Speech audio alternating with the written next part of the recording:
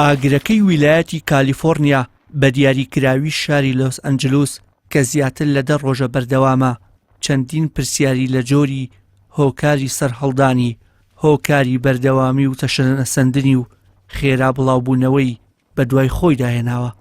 هەمووان دەزانن یەکێک لە هۆکارەکانی درێژە کێشانی ئاگرەکە و زیادبوونی قەبارەی زیانەکانی بەتایبەت لە ناوچە شارنشینەکاندا بوونی خانووی لەدار دروستکراوە. بەڵام ئەوەی ڕوون نییە ئەوەیە هۆی چییە لە ئەمریکا خانوو بەدار دروست دەکرێت. بەپێی زانیاریەکانی کۆمەڵی نیشتیمانی دروستکەرانی خانوو لە ئەمریکا لە هەر خانوویەک لە ئەمریکا نۆیان بەدار دروست دەکرێن، تەنانەت لەو ناوچانەش کە زۆرترین مەترسی گۆڕانی کەش و هەوایان لەسەرە.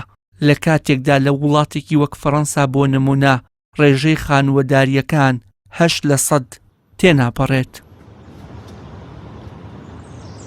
لەو بارە و لە میانی راپۆرتێکدا گۆڤاری لەوبوانی فەڕەنسی باسی لەوە کردووە کە هەڵبژاردننی دار وەک کەرەستەیەکی سەرەکی لە دروستکردنی خانووەکان لە ئەمریکا بۆ 2 هۆکاری کەلتوری و ئابووری دەگەڕێتەوە.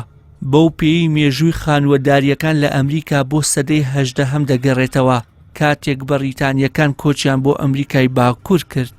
دواتر دروستکردنی خانووی داری لە کەلتوری ئەمریکادا چەسپا و بوو بە کولتور.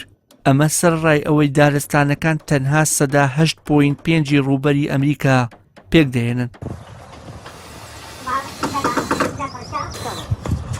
بە گوێرەی زانیاریەکانی کۆمەڵی نیشتیمانی دروستکەرانی خانوو تێچووی بیناسازی بەدار لە ئەمریکا لە نێوان 15% بۆ 30% کەمترە بە بەراورد لەگەڵ بەکارهێنانی کەرەستەکانی دیکە.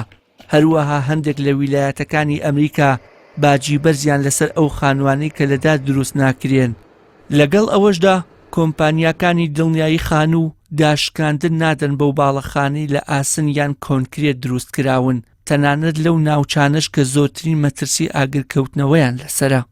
هەر لەو میانەیەدا گۆڤاری تایمی ئەمریکی ئاماژە بەوە دەکات کۆمپانیاکانی دڵنیایی مەرج دەخەنە سەر خاوەن خانووەکان کە دەبێت بۆ سوودمەندبوون لە قەرەبووەکان بە خێراترین کات دووبارە دروستی بکەنەوە.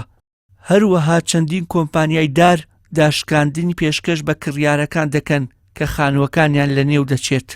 راپۆرتەکە ئاماژەی بەوە کردووە کە هەر چەندە خانووەکان هێشتا زۆرینەیان بەدار دروست دەکرێن، بەڵام ژمارەی ئەو خانووانەی لە کەرەستەی دیکە دروست دەکرێن گەشەیەکی بەرچاوی بەخۆوە بینیوە و ئێستا ڕێژەیان دەکاتە 10%. ئەوەش 2 هێندەیە بەراورد بە ساڵی 2009.